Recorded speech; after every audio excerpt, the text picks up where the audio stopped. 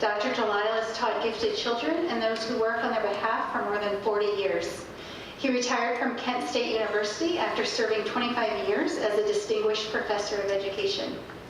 Throughout his career, he's always made time to get into the classroom and work with students in second grade all the way up to high school, right? All the way up to high school. In the last 6 years, he's actually been spending some of his retirement time teaching highly gifted 9th and 10th graders at the Scholars Academy in Conway, South Carolina. Dr. Delisle is the author of more than 250 articles and 20 books, including one that you see up there on the screen, one of my favorites. His work has been translated into multiple languages and has been featured in both professional journals and in popular media, such as the New York Times, People magazine, and even on Oprah. His newest book is Doing Poorly on Purpose, Strategies to Reverse Underachievement and Respect Student Dignity, published by ASCD. And he's a frequent presenter, both on the national level and the international level. In fact, as we were planning his visit tonight, we did a lot of our conversation and figured out a lot of the details while he was in New Zealand on a speaking tour. So we're so excited he can join us here tonight. He actually spent the afternoon with gifted teachers, classroom teachers, administrators, counselors. He's been working with educators in Prince William County and talking to them about the social and emotional needs of gifted learners. So we're thrilled to have him here tonight to talk to parents about the challenges and the joys of raising gifted kids. So, without any further delay, please join me in welcoming Dr. Jim Delisle.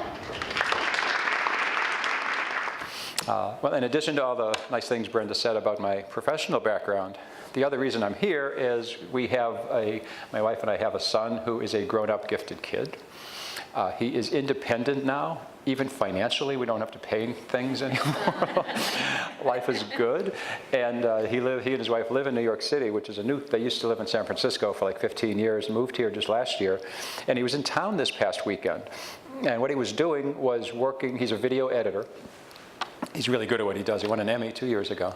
But he had to work with Bryce Harper this week. And I didn't know who Bryce Harper was, you know. So for 3 days, he had to shadow him at the Nets stadium to do a commercial for T-Mobile. So when you see a commercial coming up for T-Mobile that stars Bryce Harper, know that my son is the editor of that. So good stuff, isn't that good? Anyway, we're not here to talk about my son. We're here to talk about your kids. And let me just share with you some of the stuff. This is the book that I wrote on parenting gifted kids. And in there, I have 10 different subjects that or basically I tried to deal with in putting together this book. And I believe this, Brenda, this session is going to be, it's being taped, so you don't really have to take photos of stuff because you could download it after like a week or so or something. Is that true? I don't want to make up stuff. That's right, okay.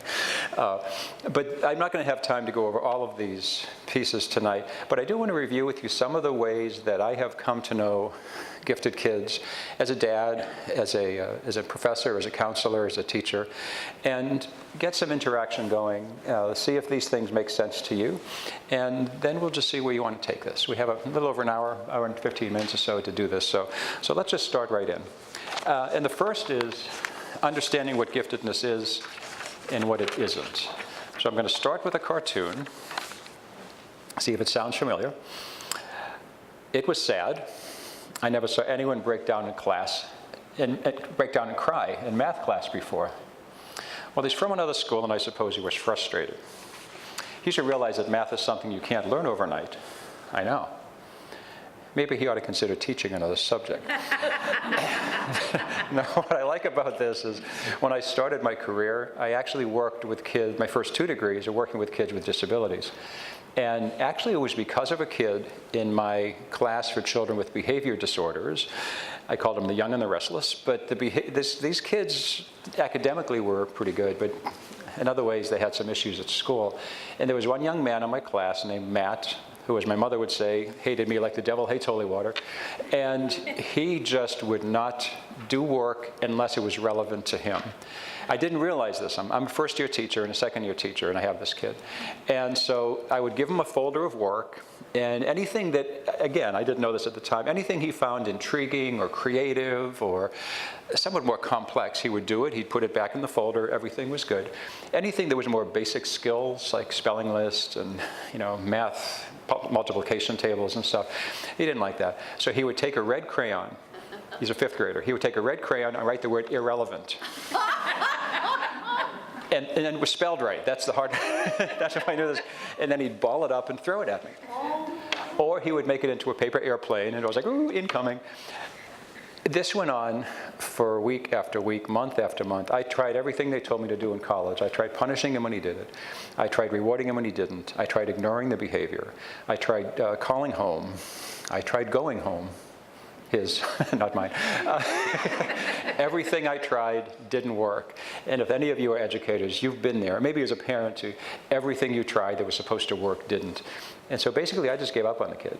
I got 14 other kids who seem to like what I'm doing, and so much for that. I only have so much time. I hated it, but nothing I tried worked.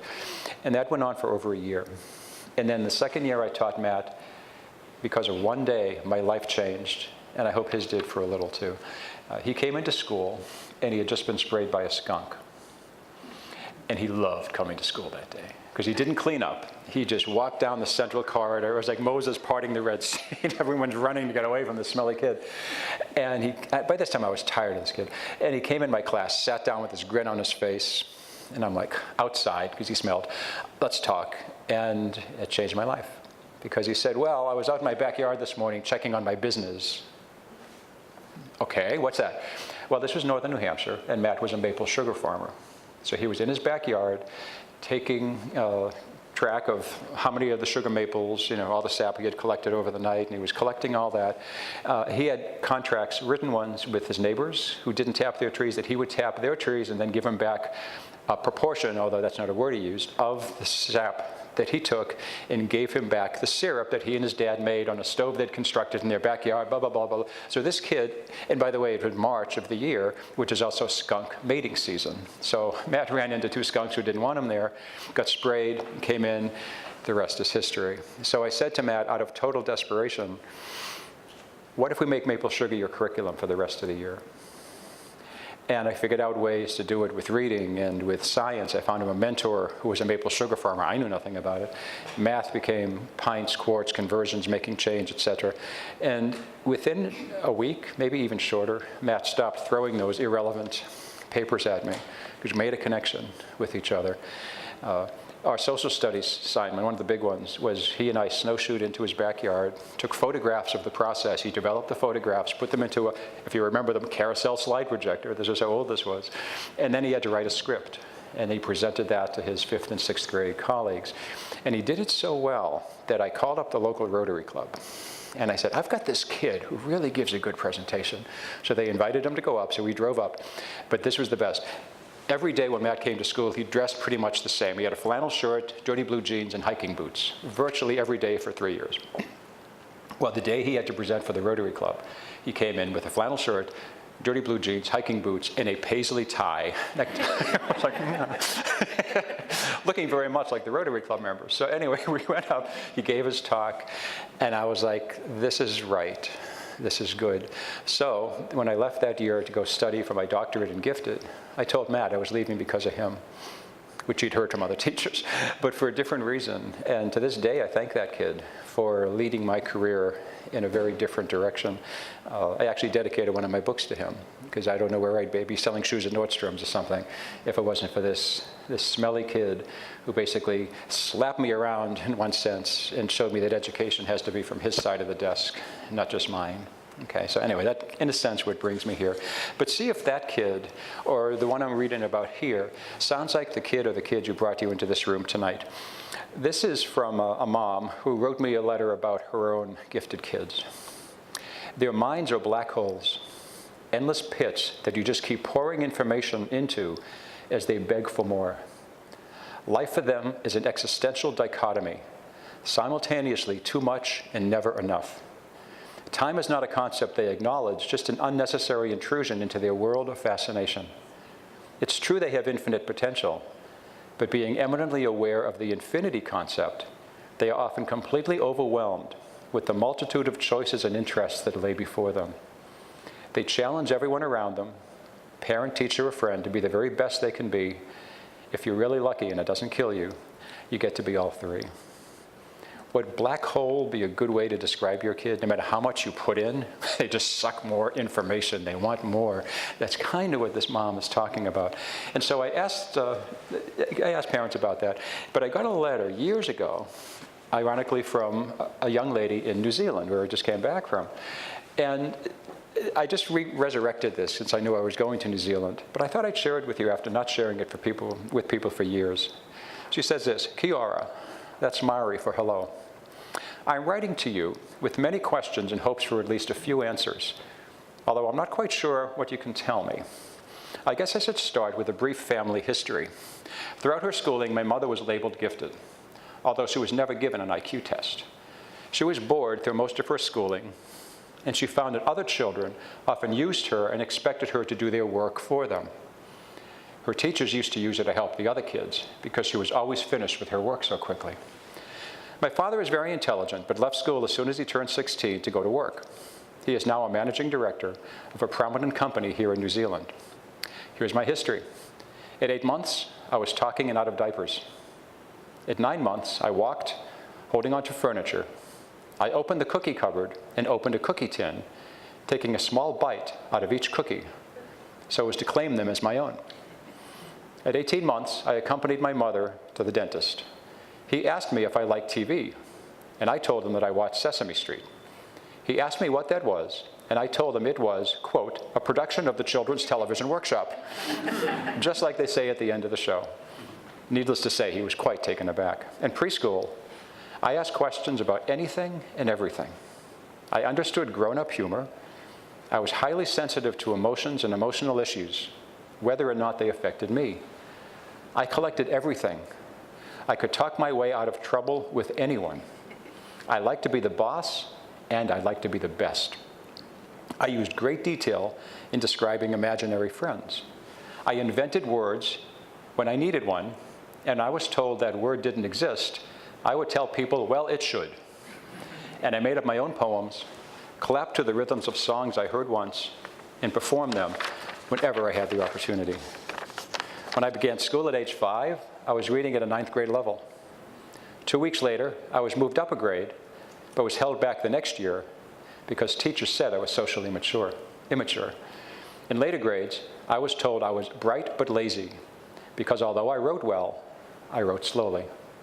In high school, I was one of 4 students chosen for a special gifted program, but the program ended after 1 year, and I languished once again. I continued to excel in classes that didn't require much writing, but failed in those that did. In 11th grade, I dropped out of school. I got sick of feeling like a failure when I knew deep down I was much smarter than I seemed. Desperately, I searched for an answer at the local library and found a book about gifted kids who had learning disabilities. Sure enough, I found I fit into both categories. Today, I am enrolled in a school for dramatic arts, and with the help of a tutor I found, I am finally getting somewhere academically. Still, something isn't right. So please, answer me the following questions. Should I have an IQ test to see how smart I really am? From what you've read, do you think I may be gifted? Or do you think that I'm just smart enough to know that I'm capable of more, but stupid enough to think that I'm capable of more than I am? Please write back soon. I'm desperate. Do any of these things sound familiar? How old was the child who brought you here? There's more than one, pick one. How old was that child when you suspected he or she was gifted? What was the age? Yes, 5 years old. What gave you the indication? For her obsession about topics like space shuttles, airplanes, I don't know. Intense interest in specific topics. Yes. Okay. All right, what else? Thank you for that. What else did you? Yes. Well, either I'm a really good teacher or, and I am going to pat myself on the back, but my daughter wasn't speaking and I taught her sign language and she started communicating with me in sign. So when was she when you started doing the sign language with her? boredom, my sheer boredom, when she was sitting up. Okay. So 4 months. 4 months? Okay. And she did all done for me because I would teach her more and Yeah. all done. And I was thrilled when she did this one day and I was like, oh my gosh, Okay. I got it. Yeah. A lot of times parents of young gifted kids say the kids didn't talk early, but once they started talking, it was in complete sentences. Yeah? And then you can't shut them up anyway. You're laughing, but does this sound familiar? Yes, How they so? don't stop talking. No. But they may not start early, but when they do, it's in a much more complex way. Do any of you try to have an adult conversation with not adult, I mean, just you're talking to somebody as another adult, and these kids hone in and they know everything you're saying, even though you can't imagine how they do? Yeah, all of these signs. In fact, I think about 80% of parents whose kids eventually get identified for gifted programs knew it before the kids ever started school. 4, 5, sometimes even younger than that, 2, 3 years old, because of their attention span, because of the intensity of their interests, and as I'll get into later this evening, some of the intense emotions that they show that kids their age generally do not. Okay? I work with middle school kids a lot. Somebody has to, and I really like them. But a lot of times with middle school kids, it's inconvenient to be a gifted kid, because of the expectations or sometimes the peers not supporting you, whatever it is. And I have had more kids than not say to me at some point, I don't want to be gifted, I just want to be normal. Anyone ever heard that from the kids? Okay. You need to remind them that they are. There's a real difference between the word normal and typical. Okay. If you don't think you're normal because you're gifted, what do you think you are? Abnormal. Who wants that? But if you can do something at an age that most kids cannot, that's normal for you. It's just not typical for kids your age. Now, the opposite of typical is atypical. It does not carry the same emotional baggage that abnormal does. So when your kid says to you, I just want to be normal, remind her that she's just not typical in the ways that she's developing. Okay? It might not sound like a big deal, but these kids live off of nuance. They can thread a needle real, you know what I'm saying? So take advantage of that and explain the normalcy part as opposed to the typical part. The other is this. How many of you have had your kids ask you, Mom or Dad, were you gifted? Anyone has that?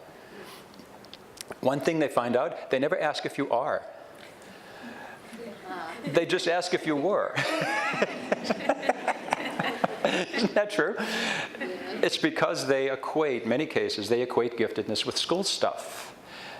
They don't equate it with life stuff, they equate it with school stuff. So the were you gifted means that you outgrow it, which you don't, but that's how the kids perceive it. So when they say, were you gifted, say, no, I am. And just, or if you don't think you are, don't say that. But if you really do think you are, however you define gifted, then say it. Because I want your kids to be aware that this stuff called gifted is not something you outgrow. If you were gifted at 4, guess what? You're gifted at 44 and beyond that as well. Okay. So anyway, let me get going with a few examples of kids who, and I've shown these this afternoon, so some of these examples are repeating. But they really show me the distinction between kids who develop in a way that's atypical but still normal for them. Okay? This first comes from a 5-year-old. And he's not doing his homework. Why he has it, I don't know. He's in kindergarten. But nonetheless, he's not copying his J's like the teacher wants him to. This is what Damien does instead. Uh-oh, he does this at home. Yeah. These are all correct, by the way. And so here's a kid who's 5, expected to copy his J's, and he's like, dude, I need some relevance. I need something that matters to me. And so if he's not doing his homework when he's 5, if things don't change academically, he's not going to do it at all when he's 12. Okay? But it's one indication. You wouldn't expect this from a 5-year-old. It's not typical, but at the same time, it's who he is. It's normal for him. This is one from a mom telling me about her son and daughter. The daughter, who's older, and she was identified as gifted. She was 10. The son was not, but she said, I know I got 2 of them. And so here's how she found out. So the son's toys were all over the living room floor. And Mom and Dad came home and said, pick up your toys. And he was like, I didn't play with them. My sister did. And the parent said, sorry, your toys, your responsibility. He was not happy with his sister. So the next morning at breakfast, this is what Patrick said to his older sister. I know that women live 6.5 years longer than men. But if you don't leave my stuff alone, I won't be you.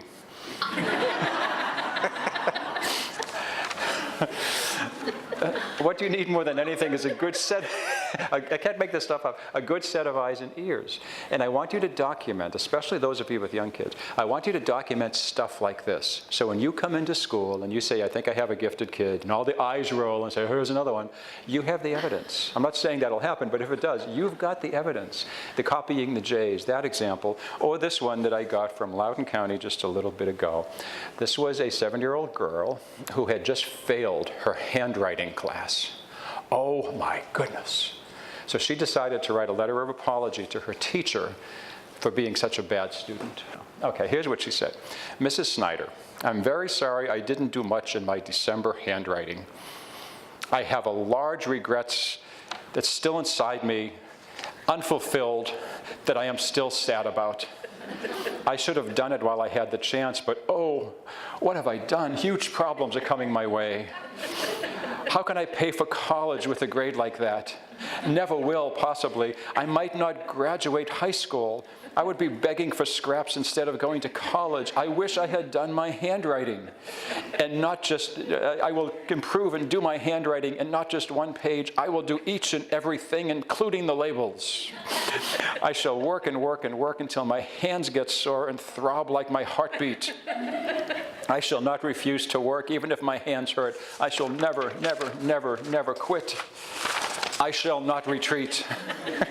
My life has been miserable since you gave me my handwriting grade today. Before today, I shall change that. I will do my handwriting with great dreams and apologetically yours, Maya. I asked Mom if it was sarcasm, and she said no. This is it. The depth of her feeling comes out in the feeling that I'm not good enough. So as I talk about gifted kids tonight, I don't want to talk about gifted kids as what they do as much as who they are. And a lot of times in our culture, we don't look at them that way. We look at what you do makes you gifted in terms of achievement and stuff, but not who you are inside. And really, that's what brought you into this room tonight, I think, is that aspect of your child's life. More than any other. So let me give you just one more example. Then I'm going to introduce you to my grandmother, and then we'll move on to something else. But I always say when I work with middle school kids that I love their senses of humor, as inappropriate as some of them are. But that's also the thing that I would use to identify gifted kids if I didn't have test scores. Because the jokes they tell, the stuff they understand even at a young age that is comical, is something that you don't often see. One example from a 6-year-old. Again, this was when I was teaching way back when, and the phys ed teacher in school it was an assembly about how to be safe in the schoolyard, and he was showing a video or something, just basically how to be safe at recess. And as he went up to turn off the projector, he tripped over the cord, fell down, and hurt his ankle. Well, there was a first grader sitting in the front row, laughing his butt off. And he was getting criticized and chastised because he was making fun of somebody who just got hurt. And the kid is trying to say in language he doesn't have, the guy showing a film on safety and he gets hurt, that's funny. And it is, But he couldn't supposedly have that because he was too young and he shouldn't be making fun of someone. And he was, again, trying to say in language I don't have, this is irony. And that's exactly it. Anyway, here's a story from a middle school kid, kind of same idea. This came from a teacher friend of mine in Texas. She teaches language arts, and she was trying to get the kids to understand how they could use their writing to make it more, what things they could use in their writing to make it more interesting. So one student suggested the use of onomatopoeia, a word the teacher found difficult to spell as she wrote it on the whiteboard. Another student suggested the use of irony. And when the teacher asked for someone to give an example of irony, a usually disengaged 8th grader in the back of the room offered this. Irony is an English teacher who doesn't know how to spell onomatopoeia. Totally appropriate answer, isn't it? But again, that sense of humor, sometimes inappropriately expressed, is one of the qualities. You really got to be smart to understand humor. It's a quality, there's a quality aspect to it, and sometimes we don't think of that, but I think that's one of the hallmarks of gifted individuals, is the advanced sense of humor they have for their age. Okay, well, here's the introduction. Here's my grandma. Not really my grandmother, but I adopted a few since I never had any growing up. They died before I was born. So this is the conception of giftedness I like the best. Just read that for a second.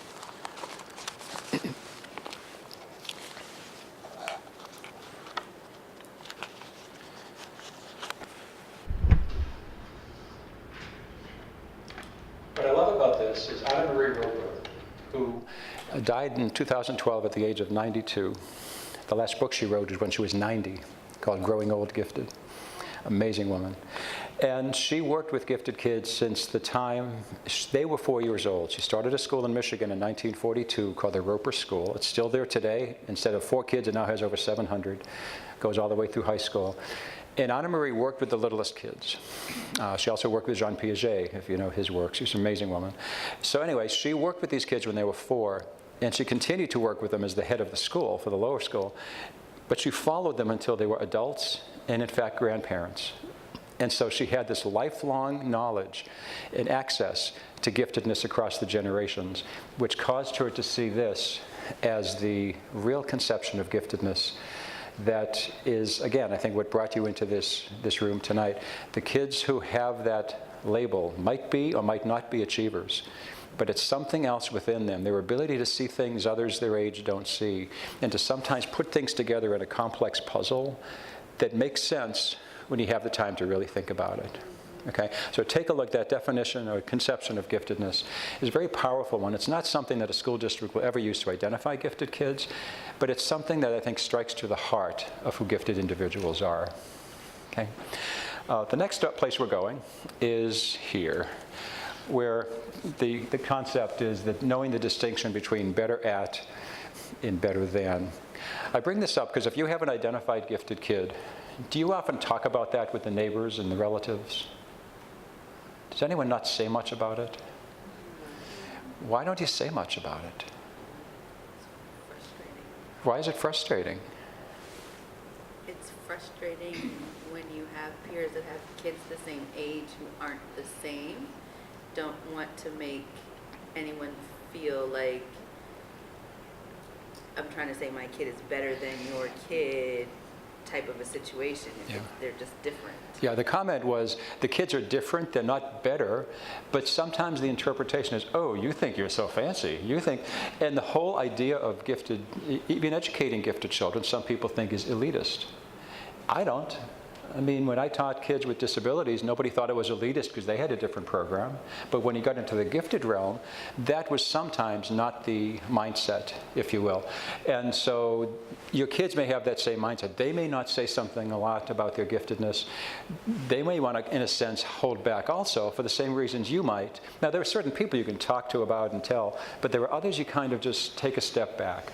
And I think you really need to talk to your kids about this gifted thing. And I want to give you a way that I do it with my students and invite you to do it with yours. First of all, this is something I give to the kids with whom I work. I've done this with kids as young as 10.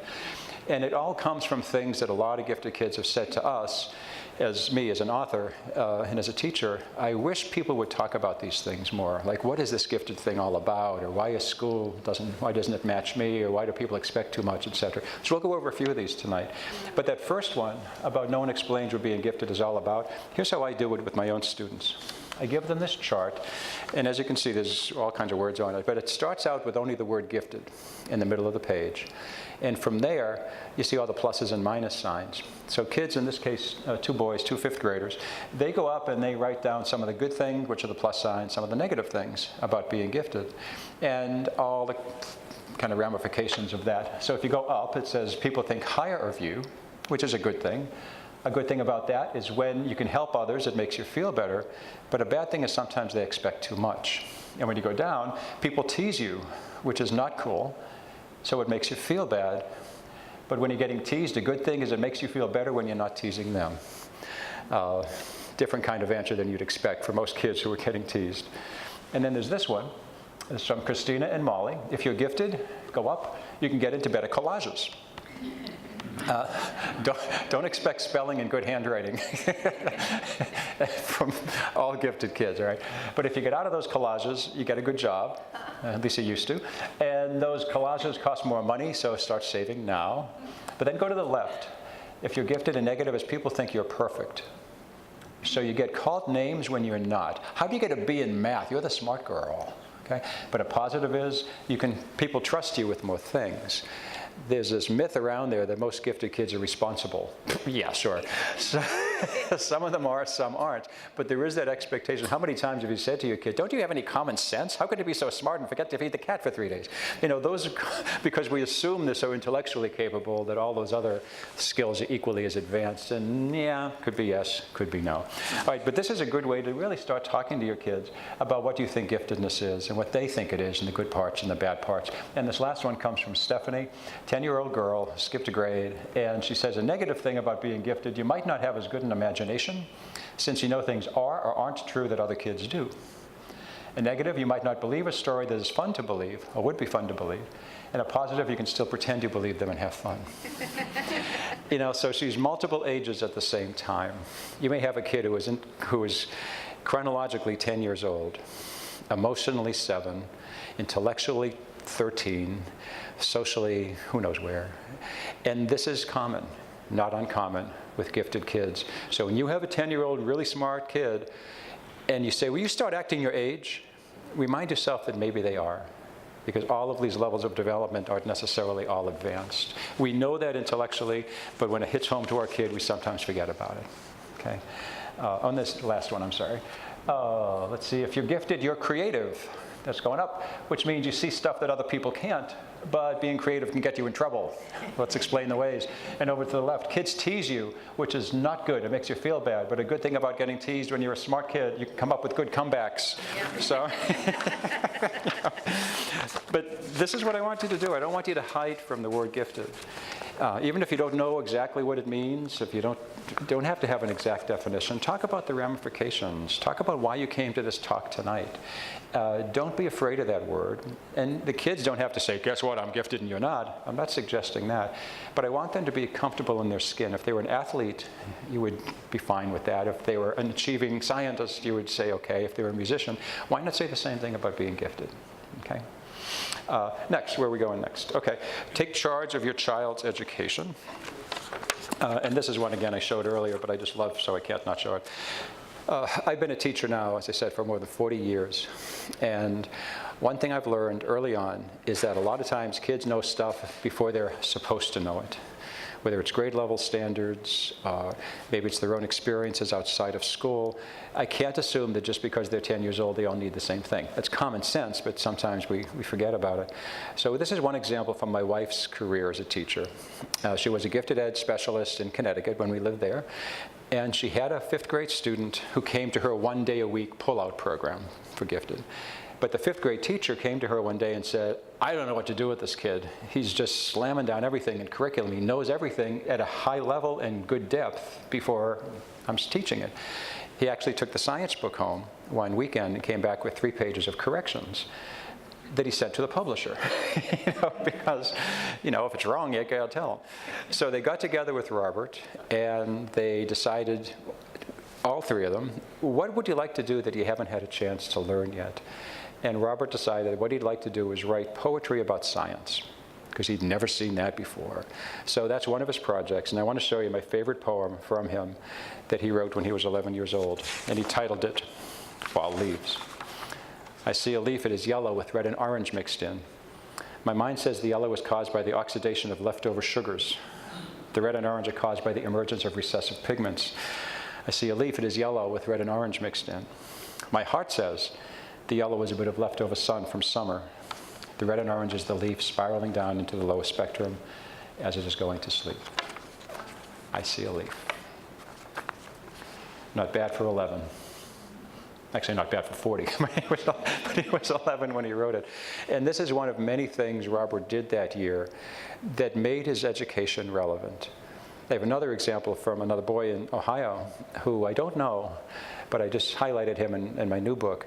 His name is Hart Main, and he has a sister who is a little younger, and she was selling candles for her school fundraising project. And so she brought some of the candles home, and they smelled like strawberries and roses and stuff like that. And so Hart starts smelling these candles. He says, no dude is ever going to buy these candles. So he took $100 of his own money and a $200 loan from his parents, and he started a company called Man Cans, which are candles that smell like fresh cut grass, grandpa's pipe, New York pizza, dirt, used baseball mitt, etc. And each of these was manufactured in a soup can.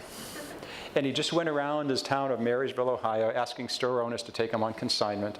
And he then started a website called mancans.com and started selling these things nationwide. That was, I think, in 2011 or 2012, when he was 12 years old. Well, he has so far sold almost 500,000 candles. And every time he sells a candle, since it's in a soup can, he gives a meal to one of 25 soup kitchens in 4 different states. So this kid has given away almost 500,000 meals. And it's a beautiful story. He's now actually a sophomore at the university where he used to teach, at Kent State, majoring in economics. But why couldn't this have been part of school? He almost gave it up because school was getting to be too much. Why couldn't you blend? Imagine all the skills you need as a 13-year-old to have your own company, manage your own website, do your own billings. Yeah, so that's what I really love, is when you can, if you could mesh what they love as their passion with something that they need to learn anyway. You can give me any standard I can't match with something like what ManCans does, all right? So I want to give your kids the authority to ask for something that they're not getting, but do it in a way that's professional. And this is why I wanted to give you this website and this book title from a colleague of mine who worked mostly with middle school kids, and she was so frustrated by hearing them always say, "I'm bored, I hate school." And then when she'd ask, "Well, what are you doing about it?" "Nothing." Because they didn't see education as a process of communication. They saw it as teacher doing it to me. And that's not the way it's supposed to be. Sometimes that's how it is. But so what she wanted to do was give kids specific lessons in how to be your own advocate. So when you have a lesson that doesn't fit or subject because you know it already, you could sit there and stew, or you can very professionally go to a teacher and ask for something different. Most kids don't know how to do that without our help. And when they get to be 13, 14, 15, trust me, they don't want mom and dad going and rescuing them. But if you give them the skills to do it themselves, they might have some successes. This is my take on it. I put this together years and years ago, called 10 Tips for Talking to Teachers. And it says things like, first of all, make an appointment with the teacher and talk. If you just say, "Yo, teacher, sit down," that's not going to work. We're all busy people. Maybe there's somebody else in your class who feels the same way. Can you get together? And you go in not as a gang, but just as people who want to capitalize on the limited time we all have. Number 4 is choose your words carefully. If you say, "I hate doing reports, they're a waste of time," guess what? I'm not going to listen to you as an educator. But if you give me an option of what I could do instead, like a video, I might be more willing to listen. These are lessons in tact that some adults could use. But if you want to have your kid be responsible for his or her education, especially once they get to college age and they get into that general psych class and they know it already because, of course, they took in high school, they can go to the professor and ask for something different. They're not going to learn that in college. They can learn it much easier when they're 13, 14 years old. Okay, so if your kids are there now, get this book. If the kids aren't there yet, hold it for them when they do get that age, okay? Because it really is vital that they feel they have a stake in their education by giving me, as a teacher, some help in helping them, okay? The next one, you're going to feel totally guilty, some of you, over this next few minutes. But it's called, it's the whole thing about perfection, and less than perfection is more than acceptable. I don't know if any of you have seen the TED Talk. It's the most popular one ever done by Sir Ken Robinson. I see a lot of nodding heads. It's called, Does Education Kill Creativity?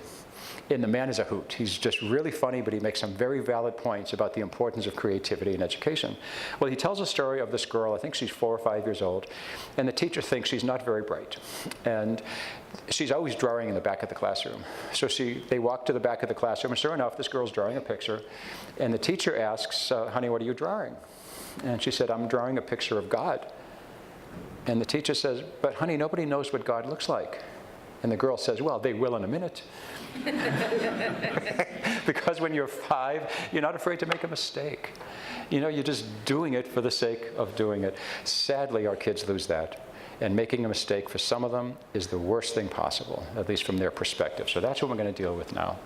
First, though, a cartoon. A D-. Next one is your turn. Go.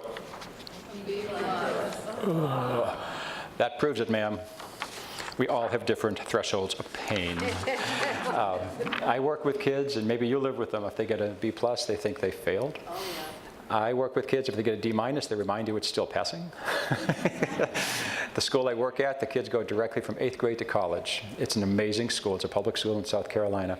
I walked in the second year I was there. It's 6th year now. It was the very beginning of the school year, and this one young lady is in tears, just sobbing. And I went up and I just said, sounds like your day's not going well. And she showed me a paper. Here, look at this. And I did, and it was an English assignment that she had returned to her. It was a grade of 93%.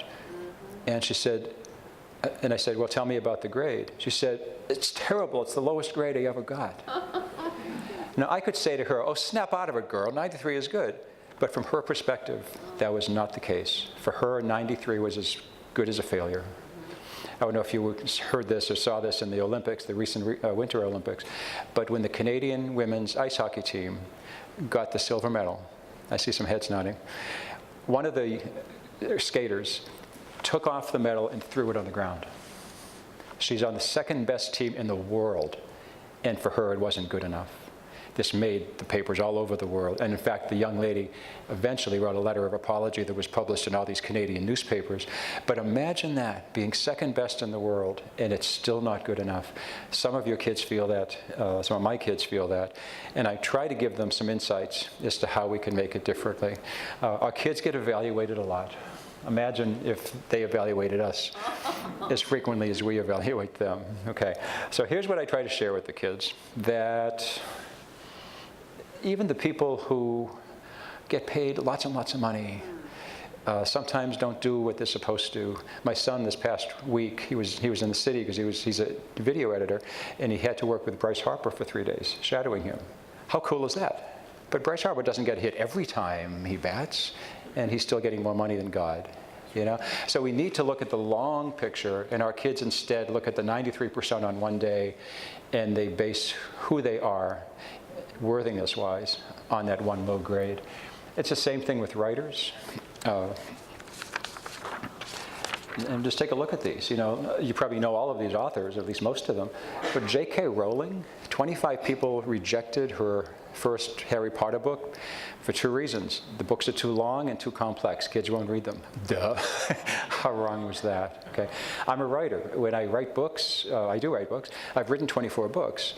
And when I do writing workshops with my kids, they want to know 2 things. How much money do I make? And do I ever get rejected? When I tell them how much money I make, they go, ooh, that's it? And I say, yeah, the publishers make the money.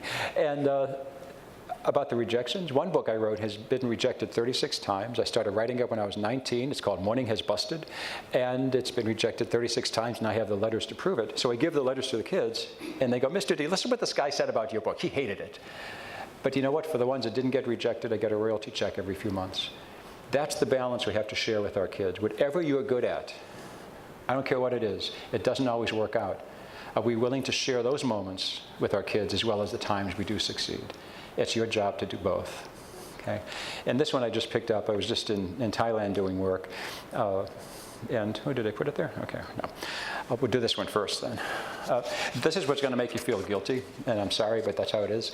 These are 4 things you should never say to your kids again. And we have all said at least one of these to our kids.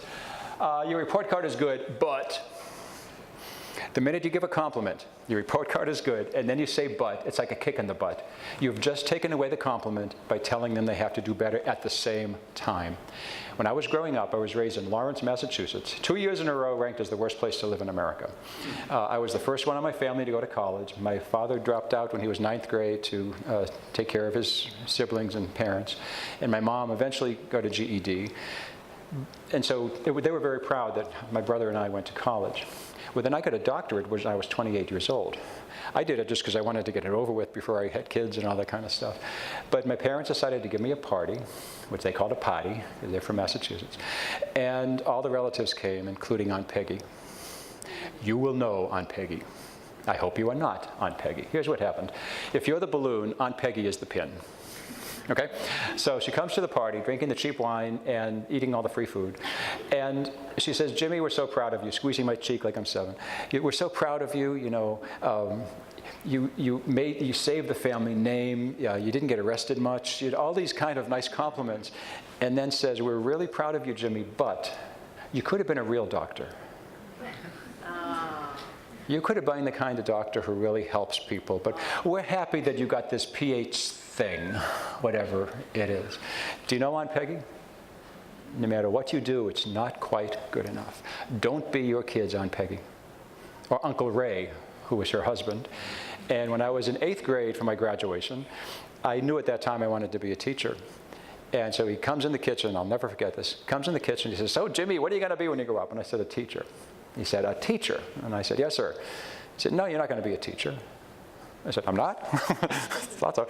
He said, "No," and he gave me 3 reasons. Boys aren't teachers was his first reason. Secondly, there's no money in it. And thirdly, you're too smart to be a teacher. Sadly, some things kids still hear today if they want to go into education. So he said, and I said, "You know, Uncle Ray, I've wanted to be a teacher since I was like 6. And he just laughed, and he pulled $5 out of his pocket. And he gave it to me, and he said, "Well, since you're going to be a teacher, you're going to need all the money you can get." And I don't know what I had in my wherewithal when I was 13. I put my hands in my pocket and said, "No, thank you, sir," and left the room. Your kids need to know that it's okay when an adult who doesn't know them, and Uncle Ray didn't know me, says something about who you are or what your goals are. They have 2 ears on their head for a reason, in one and out the other. I could try to argue with Uncle Ray or Aunt Peggy. Why? I have limited time, and I don't care, and they may not listen anyway. Now, if my dad had said that, we could talk. But not Aunt Peggy. I say when there's free food. You know, that's about the only time. But you have to give your kids the strength to be able to ignore comments that, from people who don't know who they are. So what do you say instead of this, by the way? You say, your report card is good, and. If you replace the word but with and, magic happens. Because all it does is increase what you just said. It capitalizes on the compliment and continues it. Now, if you still think your kid needs to do better, fine, tell them at a different time. But the minute you couple it with a compliment and an urge to do better, all they remember is the urge to do better. Okay, second one, this will be easy for a smart kid like you. Maybe they got accepted for a gifted program, or they've taken their first advanced placement class, and they're nervous because I don't know if I can handle it. If you say this will be easy for a smart kid like you, what if it isn't? What if it isn't? They're disappointing you first and foremost because they're supposed to be so smart that it comes easily. A better thing to say is, "I'm really proud of the fact that you're willing to take this on as a challenge. There may be some bumps, we've got your back." That's what you mean, but when you say this, it might be interpreted by kids in a far different way. Next, "I don't care about your grades, I just want you to try to do your best." That's a crock. Here's what you say instead. "I don't care about your grades, I just want you to try." Period. Because when you say best to a kid who might be perfectionistic, they think perfect, right? You don't mean that. What you mean is, "I just want you to try." But the minute you put the word best at the end, it changes things. It changes the whole equation. All right, so just stop it at the word try, and you'll be fine. And the last one, "You're not working up to your potential." This is a stab me in the heart comment. I want somebody to stand up tonight and say, "I have an announcement to make. I have reached my potential." Anyone? Isn't it stupid? You know, now I'll die. It's just, it makes no sense. You don't know your kid's potential. I don't. They don't. But when you say that word, it's like, you're keeping a secret from me. You know what I'm supposed to be doing and how high I can go, and you're not telling me. The word potential is laden with unrealized expectations. So again, instead of saying something like that, say, "What would you like to learn over the next 9 weeks that you haven't learned in the first 9? Or something like that. Let's go for the specifics, because no 12-year-old knows what to do with that word potential. Neither does a 60-something-year-old know what to do with that. Again, if a teacher says it to you, "She's not working up to her potential," ask, what does that mean? What should she be doing that she's not doing now? That's the question to follow up with. Okay. So, did anyone feel guilty? Sorry. And this is one, again, just in Asia, and this is a great indication of a principal who gets it. He writes this to parents. "Dear parents, the exams of your children are to start soon. I know you are all really anxious for your child to do well. But please do remember, amongst the students who will be sitting for the exams, there is an artist who doesn't need to understand math. There is an entrepreneur who doesn't care about history or English literature. There is a musician whose chemistry marks won't matter. There's an athlete whose physical fitness is more important than physics. If your child does get top marks, that's great. But if he or she doesn't, please don't take away their self-confidence and dignity from them. Tell them it's okay. It's just an exam. They are cut out for much bigger things in life. Tell them no matter what they score, you love them and will not judge them. Please do this. And when you do, watch your children conquer the world. One exam or a low mark won't take away their dreams and talent. And please do not think that doctors and engineers are the only happy people in the world. Very powerful and very honest approach to what exams are and what they aren't. These are some things I love to put together. Actually, I was traveling and I found this in a newspaper in Minneapolis. It was just put together about things you can do with your kids when nobody wins and nobody loses. And I mean, competition is fine, but so many times when our kids get together with other kids, it's in a competitive setting where somebody wins and somebody loses. I mean, that's our culture. I'm good with that. But not if that's all we do.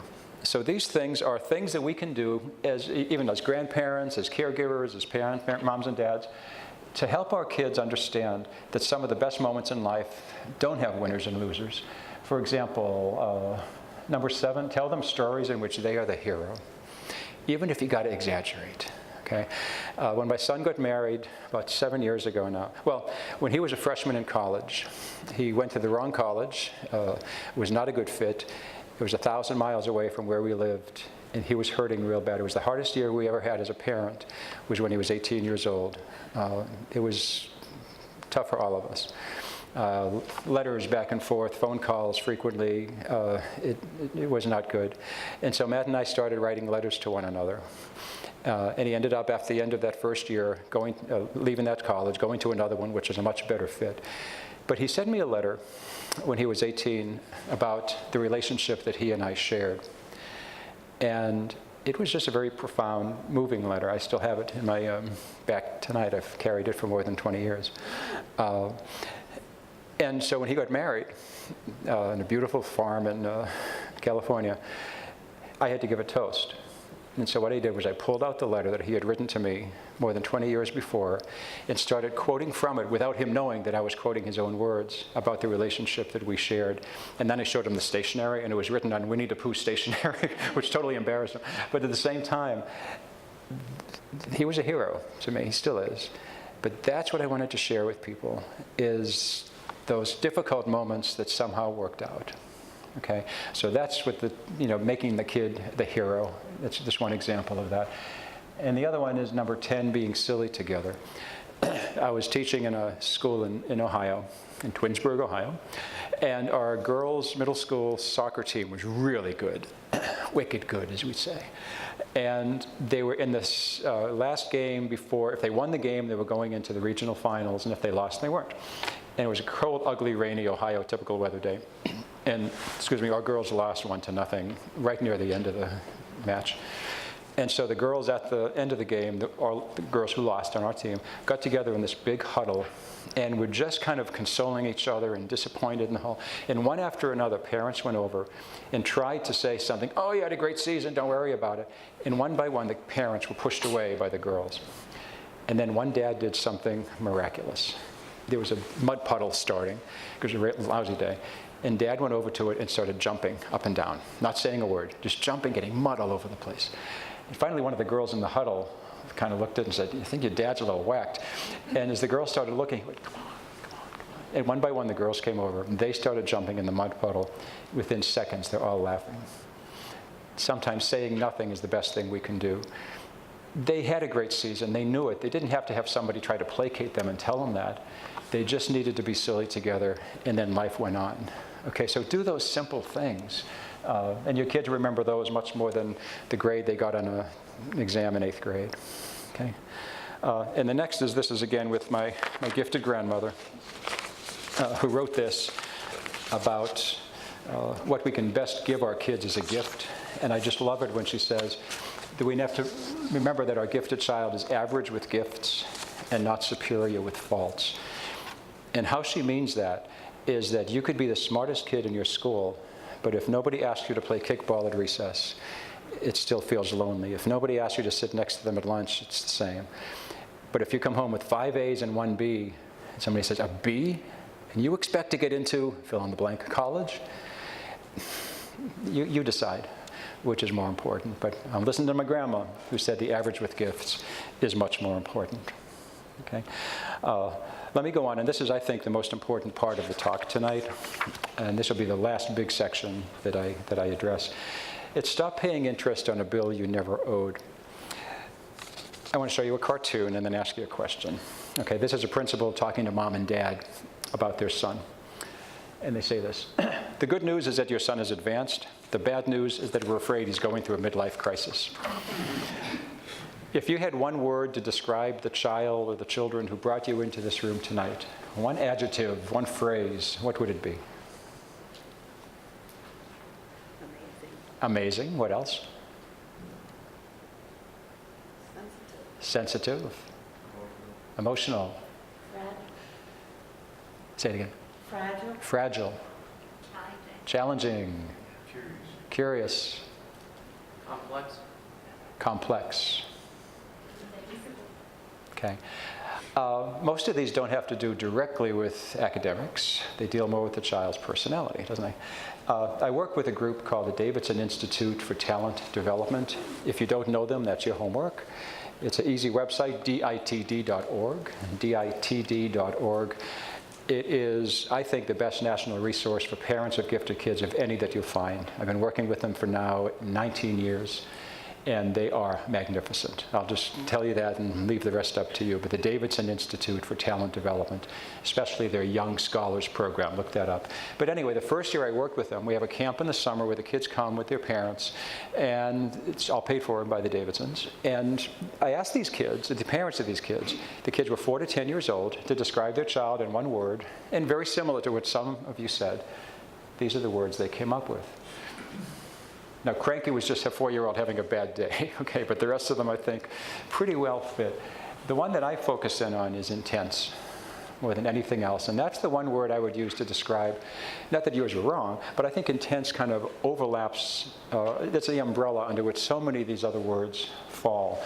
And these intensities, or sometimes people call them overexcitabilities, don't start when they're 10. They start at a really young age.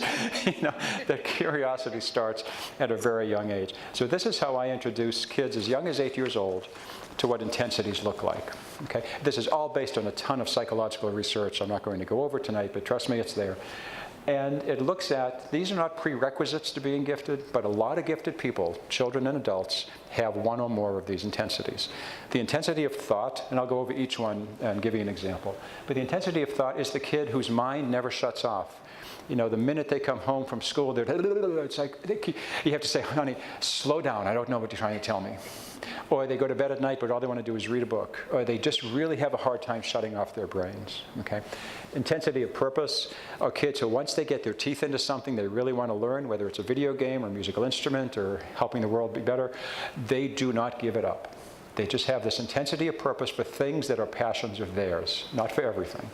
Intensity of emotion, highs are real high, lows are real low, there is no middle ground.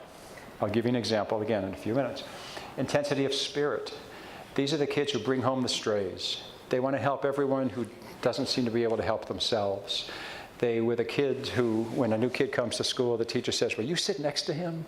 Because they know they'll take care of them. So they kind of have a heart for others in a way that kids their age usually don't have. And then there's the intensity of soul. These are kids who ask questions about life, death, God, philosophy when they're 5 years old. And you're like, where'd that come from? Our son's favorite was, when he was 4, he had this ritual when we tucked him in at night that was, he'd ask us X number of questions, and we'd have to answer that many questions before we could leave and watch Seinfeld. Well, the one night was only 2 questions. We're like, yes.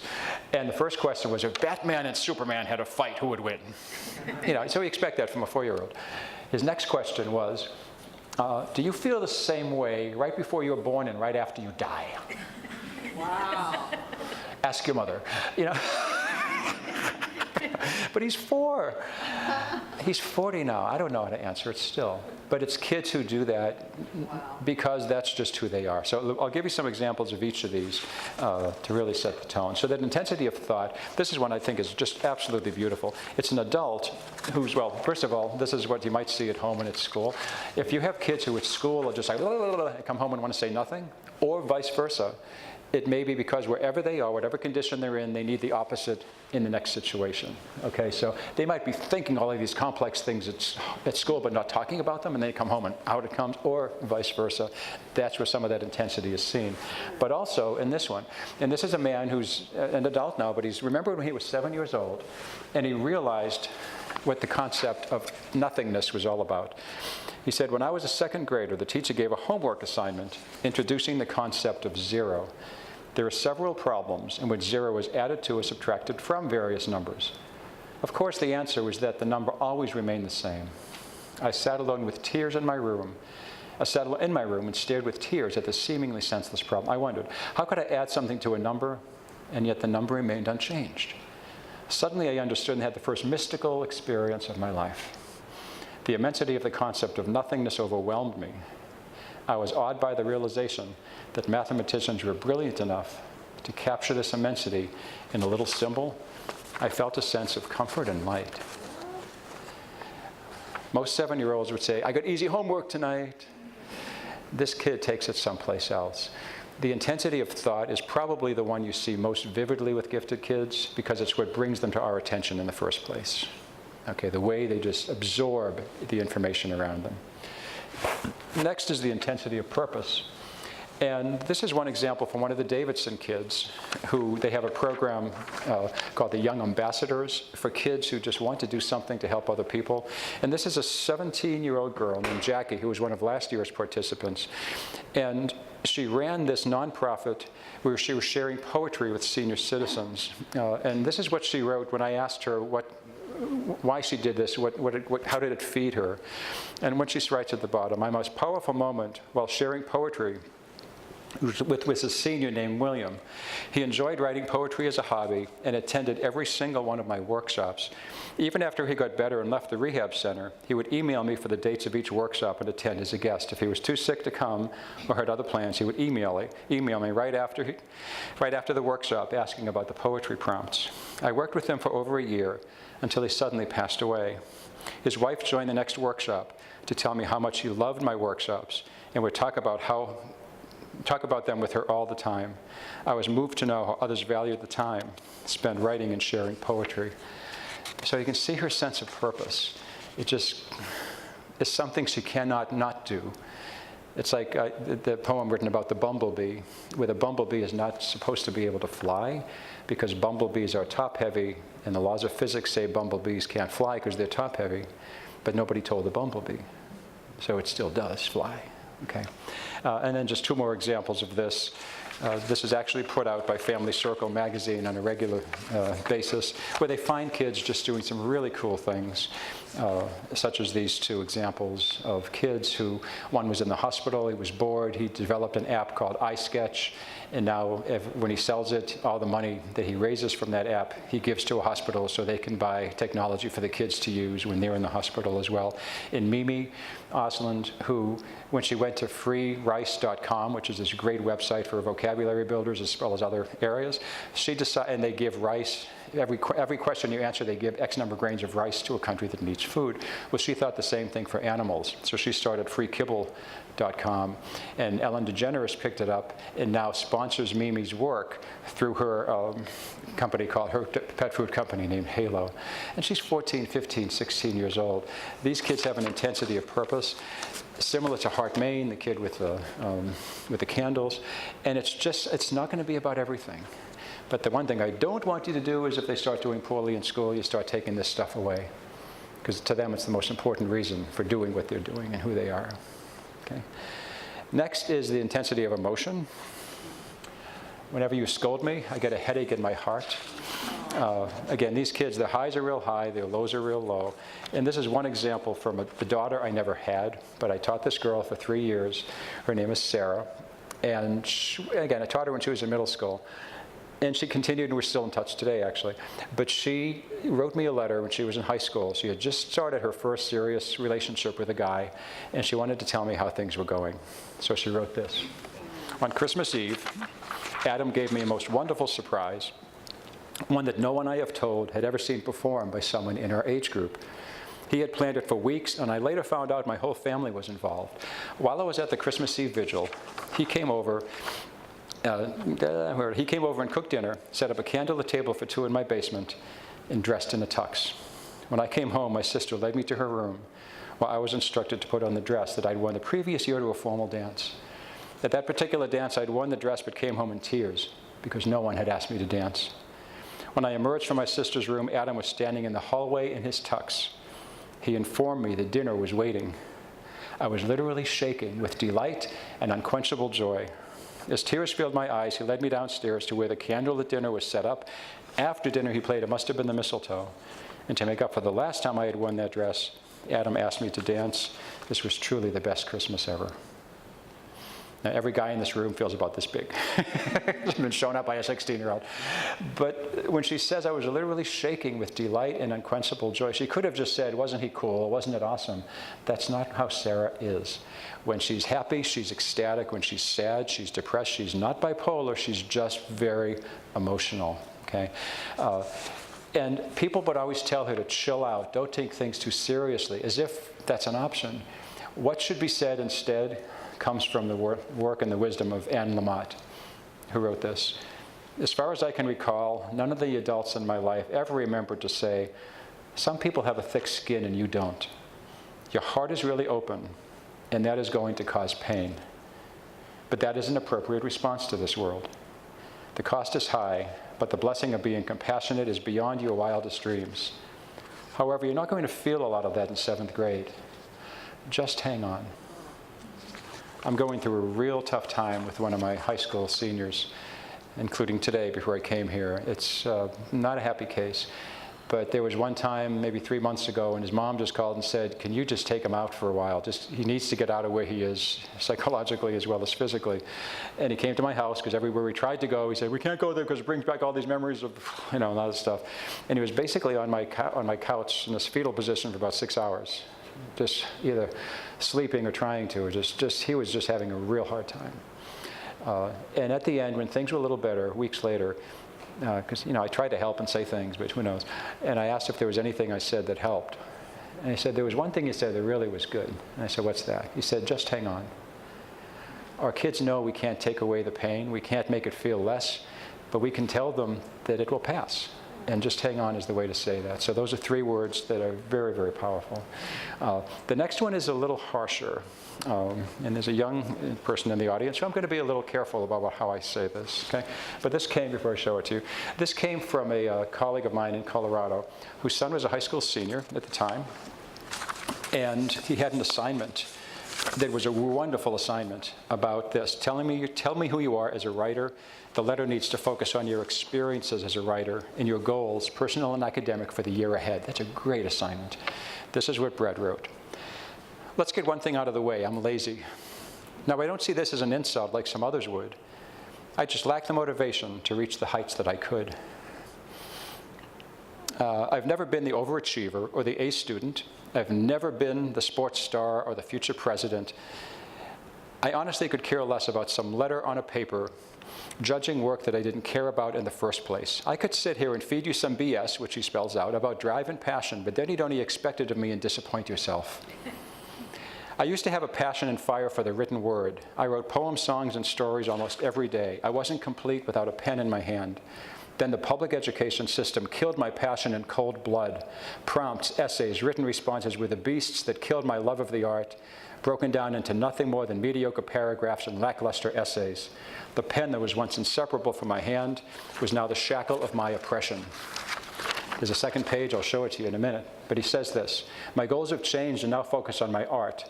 For the pencils, which once crafted adventures and tales of hope, now draws pictures dedicated to cynicism and spite. You'll see me in the back of the room drawing almost all of the time, and try as you might to stop it, this is the only thing I seem to care about anymore.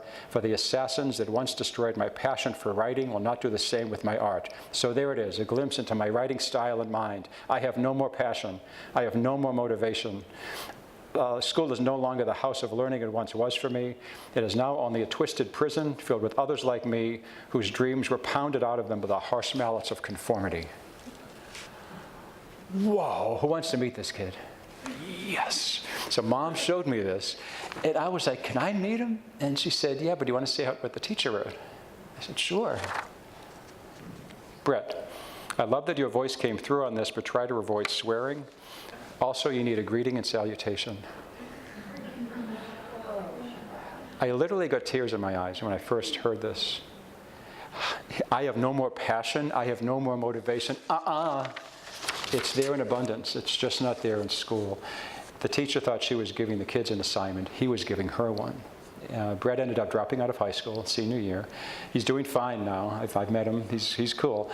But how can you take this and not see the passion and the ardor and the joy that's been displaced someplace or other? So that intensity of emotion, sometimes when it comes out, you don't like to hear what it sounds like, but sometimes that's the most important time to listen. Let's go to this last one. These are in last two. This is the intensity of spirit, and these are kids who, again, it's almost like the one's intensity of purpose, that they find something that they just wish was different and try to make it better. This is a very old example, but it's worth sharing. It was right after 9/11, and I was a teacher in 6th grade. And when that all happened, all of us as a country were trying to get our heads around what do we say, if anything, to our kids? How do we talk about this? And so I thought one of the better ways to talk about it was to use photographs from our local paper and just cut out a lot of them, and then put some prompts on, and kids could choose whichever one and write anything that they're feeling or thinking. And so this is one of a rescue worker at the World Trade Center. And he's tired, looks like it anyway. He's resting on a railing. And so my prompt was uncommittal, just in New York City, a rescue worker. And here's what Alec wrote. He was 11 when he wrote it. Is praying to God. He's not sure if there is a God anymore, but faith won't stop working its miracle on him. He is a hero. He isn't hungry for glory, fame, or money. He wants his life back. In New York City, a rescue worker is tired. He gets his energy by the heroes around him, and they get their energy from him. In New York City, a hero is crying. Heroes do cry. Now, most of the kids wrote, if they chose this, well, the man's sad, he hasn't seen his family, he wishes things were different. All fine answers, but this is something different, isn't it? It takes you to a level that is much richer and deeper, and that's just who Alec is. Ironically and happily, I'm going to be meeting Alec next Monday back in Cleveland, he and his brother, who you'll meet in a minute, because we've stayed in touch, and trust me, Alec is the same now as he was when he was 11 years old. And then the last one is the intensity of soul. Again, kids who seem to be too old for their own age, and yet they are. Here's one from a mom talking about her daughter, who is now 13, but was 5 at the time. And she says, when my 13-year-old daughter was attending her first experience with soccer at 5, I noticed that whenever we had practice, she didn't pay attention to the ball at all. She was just busy looking into the sky like a dreamer in a far-off land.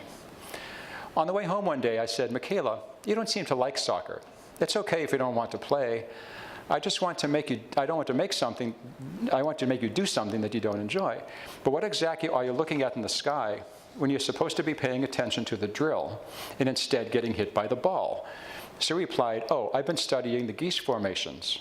They seem to be in the wrong formations lately, and I was wondering if we're some sort of danger signal, and why are they doing this? I don't want them to go the wrong way for the winter. I'm worried about them. I knew then she certainly was not cut out for soccer that season. But it's, again, the kids who just see the bigger picture, and they don't have answers, but they know that the questions they're asking are worthwhile. So I'll end with 2 more stories, and then one last tribute to my grandmother. This was a dad in Chicago area, and as I was giving a talk like this, he came up at the end with a story of his 8-year-old son who had one of these intensities. Well, he was in a Cub Scout troop, or no, a den, what are they called? I forget. Are they dens? No. He was in a den called the Tiger Cubs. And so each kid was supposed to come up and, they're doing a line thing. So T is for teamwork, I is for, integrity. And so each kid got up and said something. Well, Eric was not happy. He said this, Dad, we should have had a space because tiger cubs is 2 words. Well, you're right, Eric, but who would want to be a space?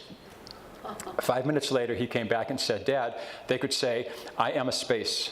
I separate death and life, joy and sadness, good and bad, warmth and coldness. He did this within 1 week of his 8th birthday. So I'm looking at the Cub Scout den. T is for teamwork. I am a space. It's just probably not going to fit the ethos of what's going on there. And anyway, let me end again with this tribute to Alex, a younger brother named Ian. I've known him since he was a 1st grader when we decided to have him skip 2nd grade. And I had the privilege of teaching him in 7th and 8th grade. And there's just something about this kid that's very emotional, that's very theatrical, but he'd never done anything theatrical or whatever.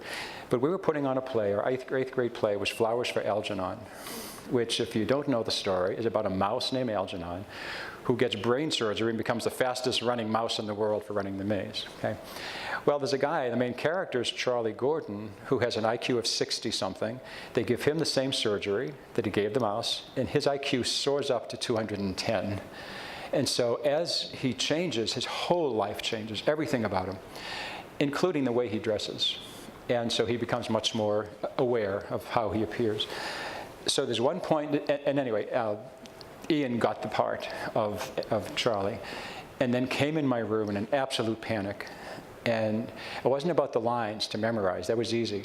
But he had to be on stage delivering his lines while he is putting on a necktie and tying a knot, wearing a suit. 2 problems. He doesn't own a suit, and his mom's not buying one until he stops growing. And secondly, he doesn't know how to tie a tie. His dad's not in the picture, his older brother is lame. So I looked at Ian, and he was about, even as 13 years old, he was about my size. I'm 6'2", he's 6'1". I own 1 suit, I hate it, as you can tell. So I just brought it in, and I said, maybe it'll fit you. And it did, better than it fit me. And so he had the suit, and then we tried the tie thing. It took like 3 lunch periods, because his hands were too big, but we finally got it done. Well, I couldn't be at the play, because my wife and I were going on vacation during the time the play was in operation.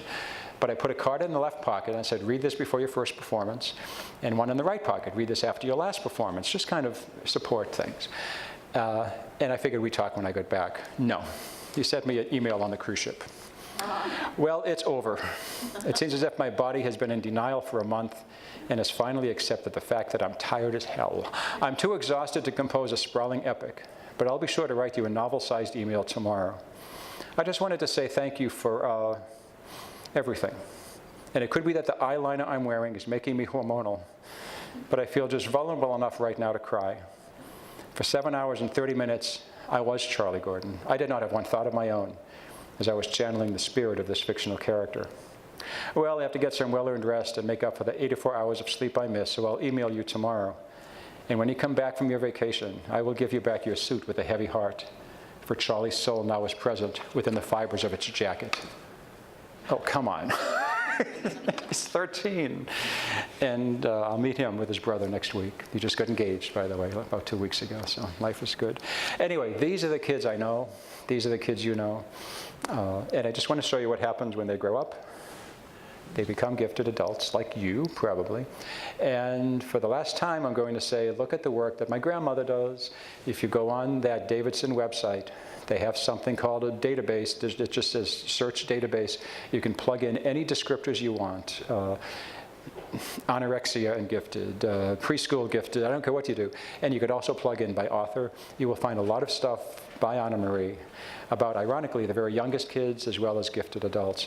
So if anything I've said tonight makes you look like you're looking in a mirror, so you came here for your kids and instead you're seeing something about yourself or maybe another adult in your life, welcome to that world of gifted, because remember, you don't outgrow giftedness. It's just something you always have with you. I've got to head back to the district. I have a 7 a.m. flight to see my 92-year-old mother in New Hampshire.